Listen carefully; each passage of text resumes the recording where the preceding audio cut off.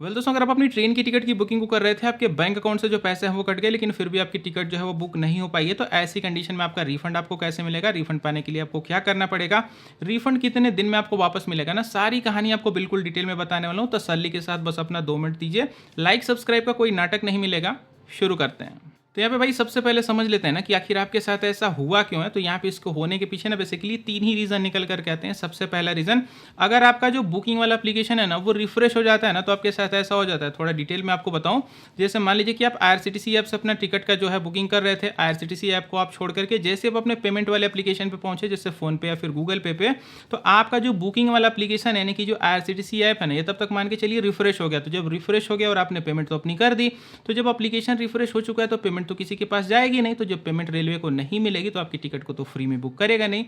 अब दूसरी कंडीशन यहाँ पे ये निकल करके आती है ना कि आपका जो बैंक है ना, आपका यहाँ पेमेंट का कंफर्मेशन रेलवे को लेट से प्रोवाइड करता है, या फिर पेंडिंग में ही कर देता है कि नहीं हम कंफर्मेशन थोड़ा आराम से देंगे, पहले नाश्ता पानी थोड़ा कर लें।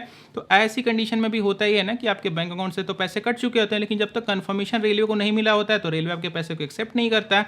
तो ऐसी कंडीशन में भी आपके पैसे कट जाते हैं और आपकी टिकट बुक नहीं होती है। और सबसे तीसरी और सबसे लास्ट कंडीशन, यहाँ पे जो आपका बैंक होता है ना, आपका पेमेंट तो प्रोसेस कर देता है, लेकिन उसमें कुछ इनकम्प्लीट इन्फॉर्मेशन होती है, यानी कि प्रॉपर डिटेल्स नहीं होती है कि पेमेंट कब कैसे क्या है, और उसमें एरर होता है ना।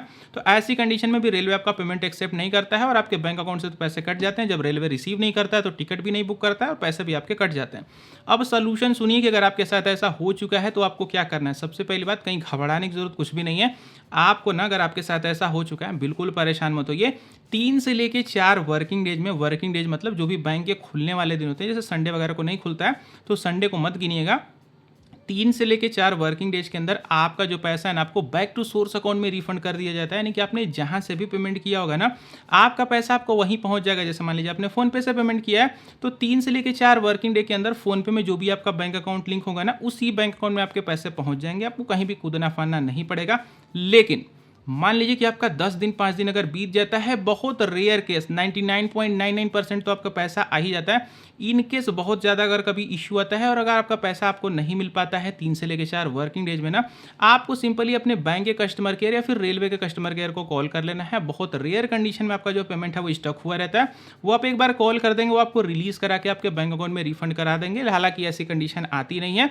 नॉर्मली आपका जो रिफंड है 3 से लेकर 4 वर्किंग डेज, इसके पहले पहले ही आ जाता है। यही था टोटल सीन। वीडियो कैसे लगी कमेंट जरूर करिएगा। फिलहाल आप मुझे चलने दीजिए। Good bye.